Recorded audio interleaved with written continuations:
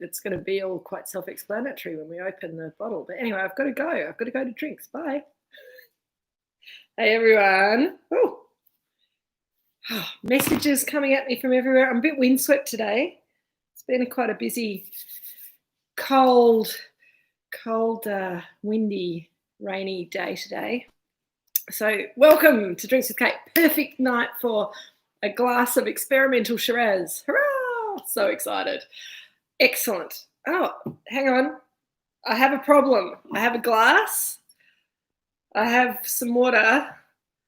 I forgot to bring my wine. Stay there. Get your glasses full.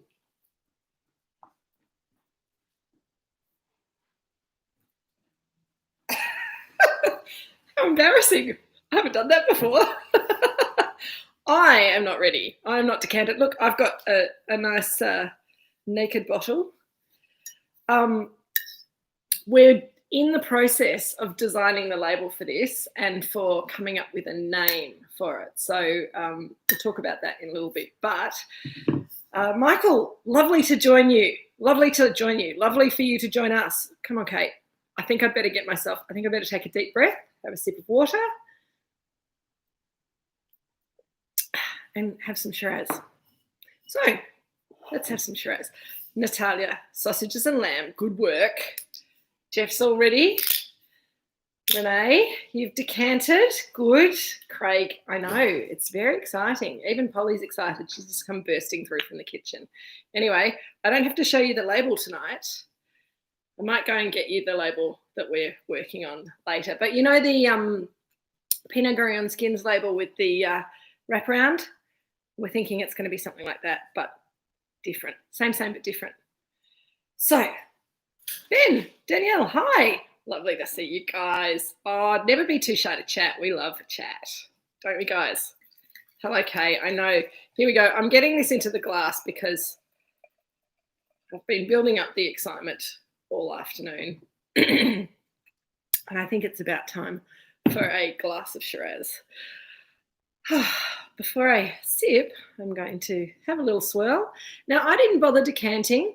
It is a really young wine. It's a 2019 and it's a Shiraz, so it will change with the air. But we're going to talk about how this wine was made and why I didn't bother decanting it in a moment. But I'm just going to give it a little swirl. Look at that colour. Isn't that awesome? Sort of purpley. Oh, Shell and Andrew, big week at work. Yes, me too. It was, Michael Sedgley, hi, you got on, good work. And Kevin and Emily, lovely to see you. Yes, it's been a big week. Where are we? We've done 2 weeks of lockdown now. We're just into week 3 today, so congratulations us. It's cold, it's rainy, it's stormy, it's snowing in the Alps, which Facebook keeps reminding me that usually I'll be up at the snow around this time, which is making me a bit sad, but that's okay. But it's lovely to be here with you guys tonight. So let's give this a swirl. Beautiful purple colour. Let's have a smell. So for those of you who were here when we tasted the 2017 McIntyre Shiraz, this is also Shiraz, a little bit different.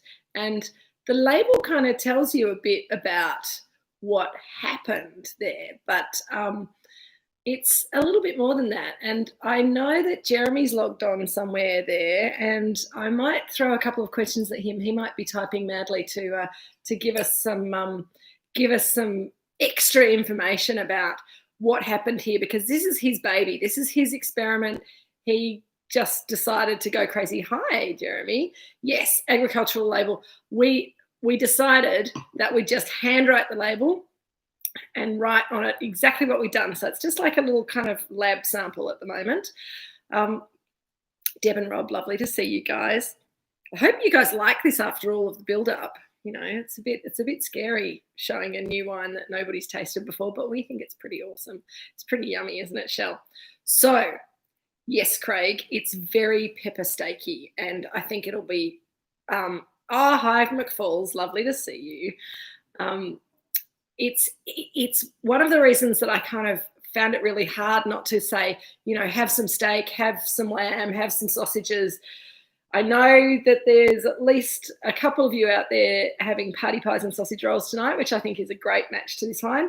Hi, Penny. Lovely to see you. Oh, well, finger lime mojito. How delightful. Well, if you're in Lennox Heads in New South Wales, we're not too sorry for you because you can go to a bar and have a mojito. Enjoy. Look, Natalia, I think this is a gorgeous wine. This is a wine that we made one barrel of. So and the fruit source in 2019 is the Osborne Vineyard, which is about 5 kilometres that way. Sort of what direction is that, Jeremy? Is that south-ish? Anyway, the Osborne Vineyard, we've been taking fruit from for a long time. We've been taking Chardonnay and Pinot Gris and Pinot Noir south. Thank you. I thought that was south. Hi, Kate, Adrian and Kate. Lovely to see you guys. Joan, hi.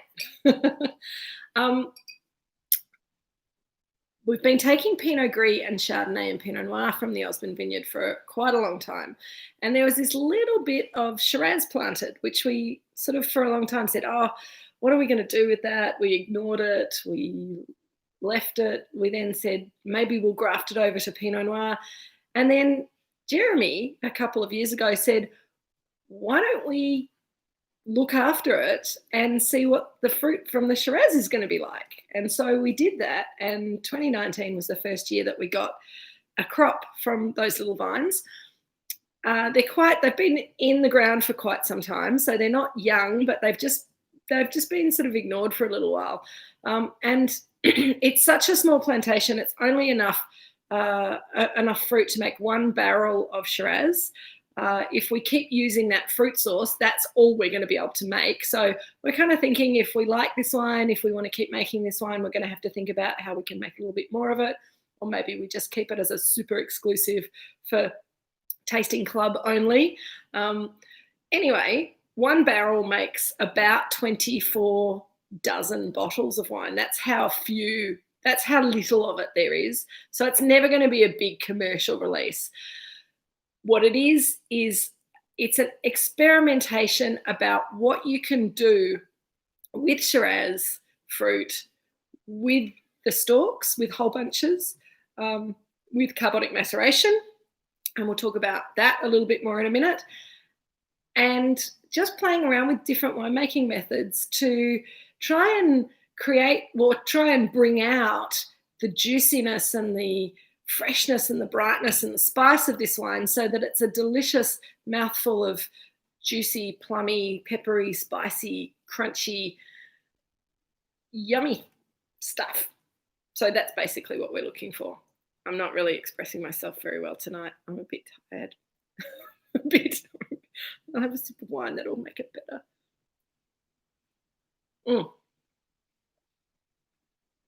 So, like the Pinot Gris on skins, which started life as an experimental wine, this is the wine that we get to play with.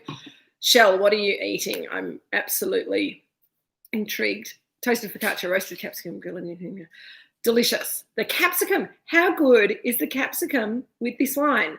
And this is one of those things that a lot of people in Australia particularly, and we just got a review for our McIntyre Shiraz in the Halliday book that said, don't really understand why they do this. It's a bit too cold on the Mornington Peninsula to make decent Shiraz. I totally disagree. I think it's just a different style of Shiraz. And it's got some vegetal characters. It's got some little herbal notes, but it's also got a lovely richness. It's got a lovely weight to it. And it just brings the lovely roasted sweetness of capsicum and this wine work really, really well together. Jeremy texted me just as we were starting and said, I really would love a pizza with some spicy, fatty salami and tomato on it. And I think that would be a fabulous match to this wine as well. I just think so much fun. Me too, Jeremy. It's not fair, is it? It has beautiful aromatics, and these aromatics are so different from the aromatics that you expect from a regular Australian Shiraz, because usually a regular Australian Shiraz is grown in a warmer climate. You get more ripeness. The wine is made slightly differently. So let's go through how this wine's made. I keep saying we've experimented with it. So let's have a talk about what the experimentation is.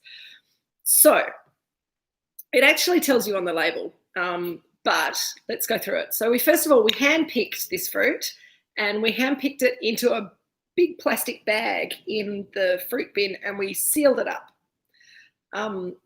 We sealed it up. I think did we put some CO2 in there as well, Jeremy, just to keep the oxygen out? We certainly sealed it up to keep the oxygen out, and just left it. And this is a method of winemaking. Heaps of CO2. That's what I thought. Heaps of CO2 in the bag. Get all the oxygen out. Protect the fruit completely from oxygen. Lots of carbon dioxide in there. Seal up the bag, and then leave it. And what should happen there is nothing, theoretically, because there's no oxygen to oxidize the fruit. There's no, the fruit is whole on the bunches. Hungarian stuffed peppers, absolutely. Rob, you know Jeremy's Hungarian, so you know you've really hit a sweet spot there with him. Hi, Kate and Adrian, lovely to see you. So what does happen when you do this is not nothing. Even though the fruit is all intact as much as possible, it's on the bunches, so you've got the stalks in there, you've got the grape berries stuck on the bunches, and it's in this inert environment, and you get this awesome reaction which is called carbonic maceration, which means that the berry kind of starts eating itself from the inside. What I mean by that is that you get a tiny bit of fermentation inside the berry. It's not affected by yeast, because the berries are whole. So the yeast, there'll be yeast in the system, but it'll be outside, on the outside of the skin of the berry. And also yeast kind of likes a bit of oxygen to help it do its thing. So in a carbon dioxide environment, it sort of suppresses yeast's ability to do anything very well. And so this berry, inside the berry, there's a little chemical reaction happening that you're getting just a little bit of conversion of sugar to alcohol, even though there's no yeast, and that's called carbonic maceration.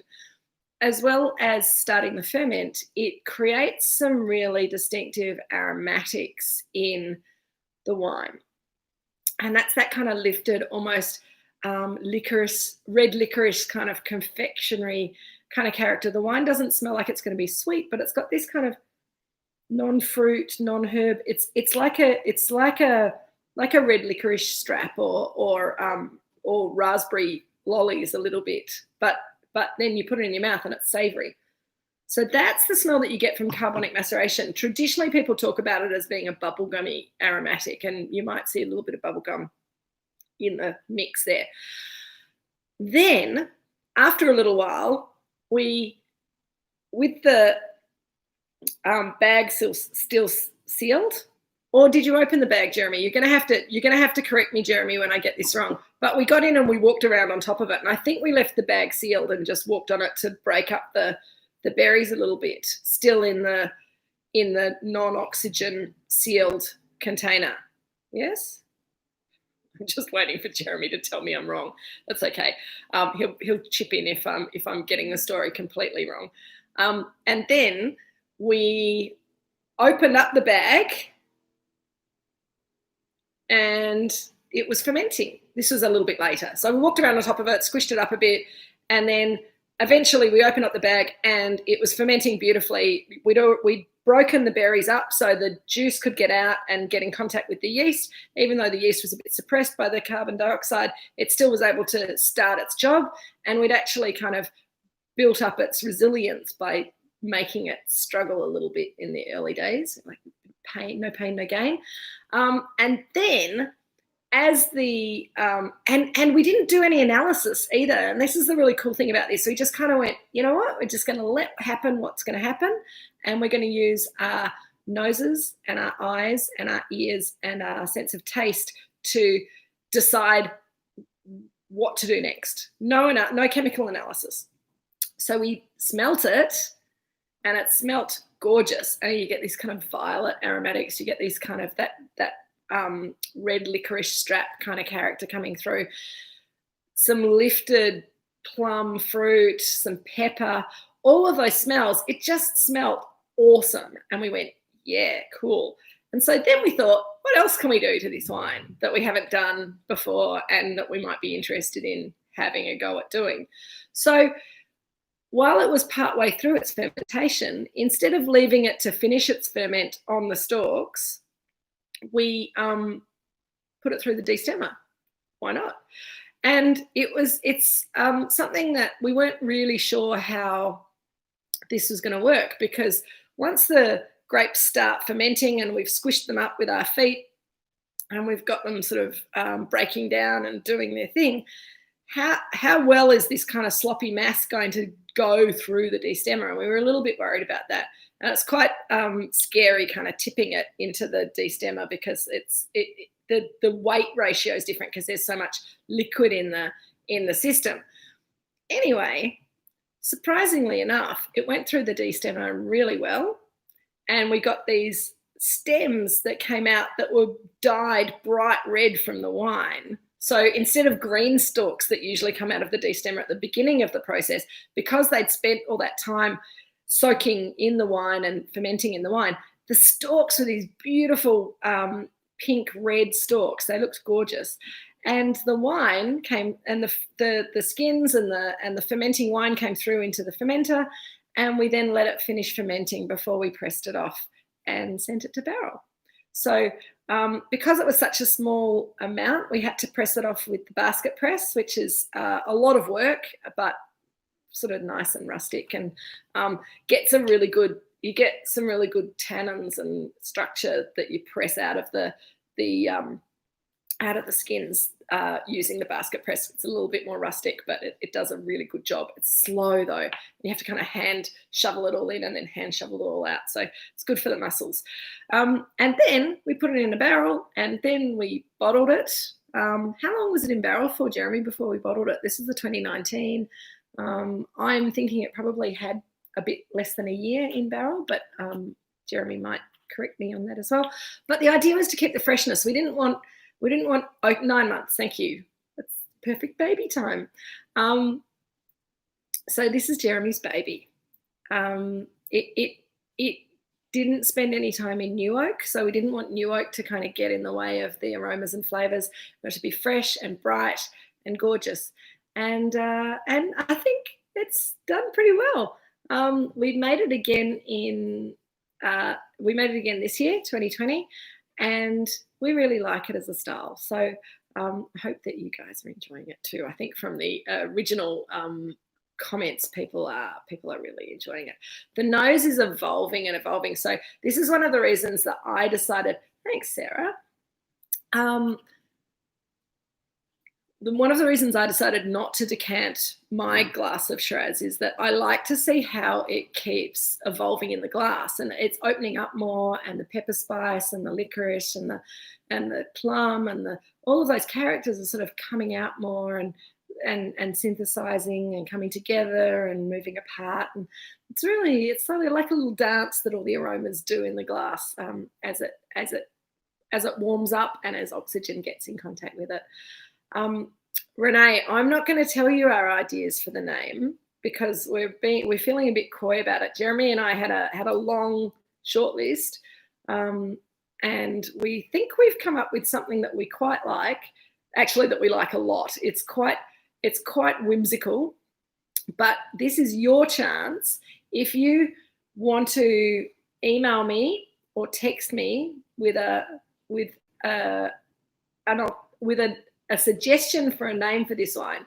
So it's going to go, as I say, it's going to go in a wraparound label with the origami duck on it to match up with the Pinot Gris on skins, which is our other experimental wine, which we've taken experimental wine off the label because we've decided that, we can tell people that, but it doesn't need to be on the label. Jeremy, yeah, I agree. A bit cold, particularly on a night like tonight, as it warms up, it's just beautiful. Angela, you always pick me up on all the silly things that I say. I'll answer that in a minute. So the Pinot Gris on skins, that name was quite hard to come up with because we wanted to sort of describe how we made the wine, but we didn't want to go into too much detail. We thought with this Shiraz label, we would put that written detail that I've handwritten on your labels in smaller type next to the origami duck, but we've still got to come up with a name. And we don't want to call it experimental Shiraz because that's boring. We're not going to call it Osborne Shiraz either because it might not always be Osborne fruit. We're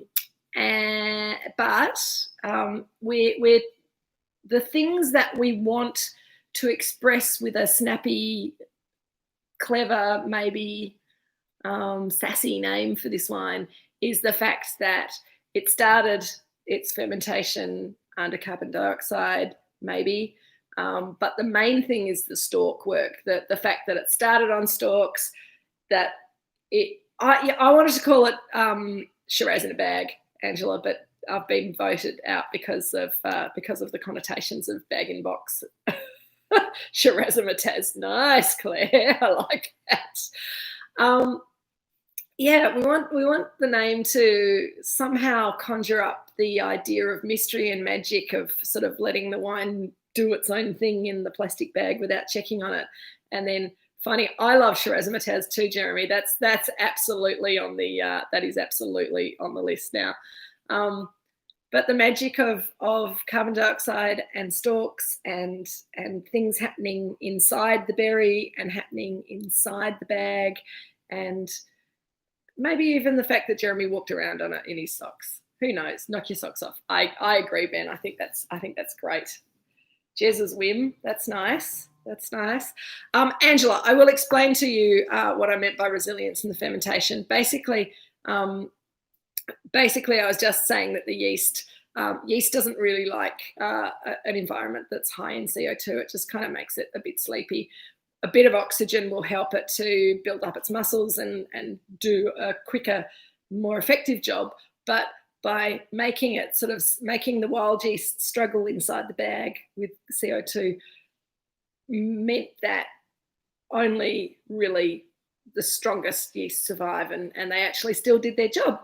When we weren't even sure if the ferment was going to get started on its own without any help, and it did. So it was a pretty good marinated duck. Is that what you're eating, or is that the name for the wine? Next back.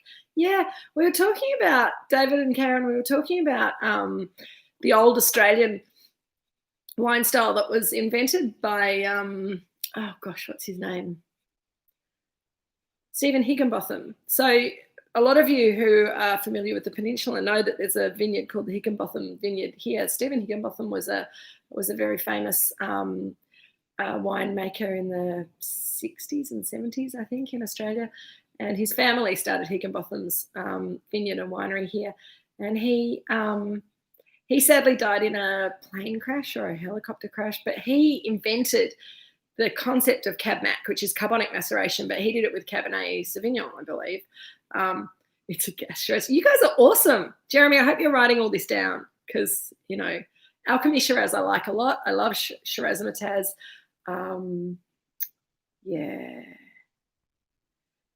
Yes, Rob. So the winemaking process we described here is quite similar to that used for Beaujolais. And I can't tell you off the top of my head what made the Australian Cab Mac technique different from the traditional Beaujolais carbonic maceration technique, but there were some things that were a bit different, a bit innovative. So go and do some reading and find out for yourselves. I can't tell you everything, you know. You have to find some things out for yourselves. No, I'll see if I can carbonic crush wild duck Shiraz. Nice. I don't think we'll use duck for this because the duck is the name for our top single vineyard wines, and this isn't from the McIntyre vineyard, and so it can't be a duck. But I like it, Craig. I think that's a good name. We might have we play around with the idea of a golden duck as our top wine that we only make 20 magnums of a year and sell for $5,000 a magnum. But yeah, we're not quite that cynical yet here at Moorooduc Estate. But how yummy is this? How good is it with your food though? Because I think it is a wine that sort of needs food, and I think it's a wine that it's a little bit inspired, I think, in part. There's quite a few people who are playing around with carbonic maceration, particularly with cooler climate Shiraz. And a few years back, and Jeremy might be able to tell me this as well, Steve Pennell, who's a winemaker in the Adelaide Hills, no, McLaren Vale, sorry, Steve, if you're watching, McLaren Vale. Steve was the chief red winemaker at Hardy's for a long time, and then he left Hardy's and started up his own business. So you'll see SP Pennell wines around, and he's got really groovy labels and stuff. Anyway, a few years back, he won the Jimmy Watson with his carbonic maceration Shiraz that he made as sort of also as an experimentation wine.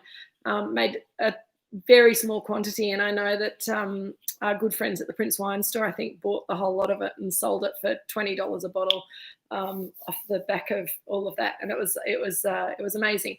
Oh, thank you, Jeremy. So yes, in Australia, because it's hot, putting the grapes in a bag and using dry ice to kind of cool it down and create your carbon dioxide blanket was the Australian innovation and addition to oh, nice, Penny Maserati.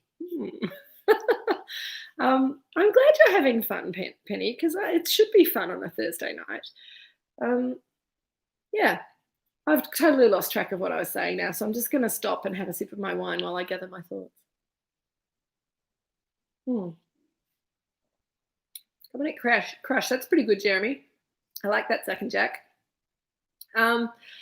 So this has been quite a weird week, not just COVID-wise, but it's been weird as well because there's been a lot of talk in the Australian wine industry about China and China deciding that they're going to size 9 Shiraz. That's good. Jeremy, I'm getting text messages as well from people who are not signed onto the live chat, and size 9 Shiraz was a suggestion, which I think is awesome. What was I saying? Oh, China talking about Australia dumping wine in China and taking revenge. Now, on one level, that has very little effect on us. We've exported a whole 100 cases of wine to China, and the last lot that we sent to China was over a year ago. So we kind of, we put our toe in the water. We decided that it wasn't really for us at the moment. I think that if you want to control your brand image in China, you need to learn to speak the language and you need to spend a lot of time over there. And for 100 cases, it wasn't worth that much effort. I'm very happy for people who love wine in China to be able to buy it, but I think that dealing with the export and all that kind of thing is just a little bit hard for us. So if China says no more Australian wine in China, that's not going to affect our market really at all. But what it is going to do is it's going to mean that there's a heap of wine that's being sold by Australia to China that no longer goes into China. And I think, unfortunately, certainly in the early days, less so now, but there was a lot of not great Australian wine that was being sold cheaply into China and still being, oh, thanks, Natalia. That would be awesome. You can take me to China and be my translator and show me around. That would be great. America, that wasn't very good Australian wine that went to America that they got sick of, that people started selling into China. We still get people emailing us saying, oh, hi, I'm from China and I'd like to buy a container of wine, but I can only spend $1.50 a bottle. And we just explain politely that that's not the kind of wine that we make here. But there's obviously a lot of that sort of wine about. And the cheap wine will get dumped in Oz, or, it will make it a lot harder for generally for Australian wine producers to cut through into markets. And Ben, you're right, there are absolutely other overseas markets better suited to our wine and our brand, and we're working really well with some in the not too distant future. We're also exporting a little bit of wine to the US, which is harder work because it's a big country, and the Americans have less understanding of the sort of us at the cheap end of the market, but there's still a lot of work that we need to do in the US key markets, and for us really that's New York, it's California, mainly San Francisco and LA. We actually do better in LA than we do in San Francisco, Hong Kong, but those poor guys are having difficulty after difficulty. So we're not expecting to sell a lot of wine in Hong Kong for a while with the riots and with the political unrest and COVID-19 and everything else that's going on there. So, export is an interesting thing for us. There's a couple of other markets that we'd like to be in, but we only make a small quantity of wine anyway. So any market that we work with overseas or here in Australia, I mean, we don't do much in WA yet. We did for a while, but that distributor doesn't exist anymore. So, we just sell a little bit direct to a few people in WA. We do most of our sales in Victoria and then in New South Wales and then in Queensland. So, we're small and it's easiest to work from home and then out. But export is really interesting. I think the big issue with China is just it seems that there's a lot of. I think that there's some truth in the dumping theory, because there's a lot of cheap wine going in there. But the Chinese wine market is getting more and more educated and more discerning, and I feel sad that high quality Australian wines are going to struggle to have a place in that market at the moment, because there's some very good palates and some people who really understand wine and who appreciate wine over there. So yeah, thanks Kevin. I'm quite good at speaking American when I'm in America. I just have to remember to ask for a beer and just say my R's. Thank you, Karen. Lovely to see you. Cheers. I think we're going to finish up in a minute. But yeah, I just wanted to talk a little bit about China, because I think people are really kind of getting spooked by this. And I think, well, international stuff is hard and weird. I think everything's hard and weird at the moment. And I think that, working with people who understand you and speak your language and get you close to home is great. And that's why this group is so important. Like, so many of you are close enough for me to be able to drive wine over to you once a week, and the rest of you who are in New South Wales and further afield, we really appreciate and we love having you here as well. I wish I could jump on a plane and deliver some wine up to you, and hopefully one day soon we'll be able to. I think also, the wine industry is really feeling sort of a bit battered and bruised at the moment. So there's things coming from all directions, and restaurants and wine bars in Melbourne at the moment closed down and doing takeaway, and everyone's working really hard. So I just feel very blessed that I get to come and spend a Thursday evening with you guys. It's awesome. Shell, would we consider making a sparkling Shiraz? Short answer is no, and not because I don't love and respect good sparkling Shiraz, but sparkling wine is a whole nother thing. And Dad and Jeremy and I are all mad perfectionists, and we kind of feel like if we're going to really focus on making great table wine, there's not really the space or the ability for us to invest in the machinery and the things that we need to do to make sparkling wine. Also, I think the best sparkling Shiraz is a totally Australian invention, and people outside of Australia don't get it at all. It's the funniest thing that I've ever done is give a really good sparkling Shiraz to a French winemaker, and they just really didn't know where to turn. But good Australian Shiraz, I think, needs to have a little bit more plushness, more Christmas cake puddingy kind of character that comes from a riper climate than we have here. I think our wine would really struggle to be turned into a really plush. And our Shiraz, it has certainly got beautiful perfumes, but it's quite savoury, and it's quite it's got those roasted capsicum characters in it, which I think are not gonna work so much with a sparkling Shiraz. And so all the silly trees that are blossoming are going to be in trouble, I think. Yeah, my peach trees are blossoming at home, and the vines are starting to bud. So yeah, I mean, it is what it is. This has been happening most years for the last 10 years or so, that winter kind of trails off and gets warm a bit early, and everything comes awake, and it just means that we have to monitor things, hope that we don't get bad weather during flowering and fruit set. And Jeff, thanks, Kay. And Jeremy, you're right, 30 minutes in the glass and this wine has changed so much. So how I think it's opened up. I think that the confectionery characters kind of blown and more. I'm still seeing that red licorice character, but I'm seeing more plum, a bit more black spice. It's a bit more savoury. The aromatics it was almost a little bit prickly right at the beginning, and just with that bit of extra air, it's a bit more plushness and round sparkling wine at the beginning of your meal. It was really delicious, but it's been lovely again. It's been so enjoy, drink well, be nice to yourself, be nice to everybody as well. Oh, before we go, next week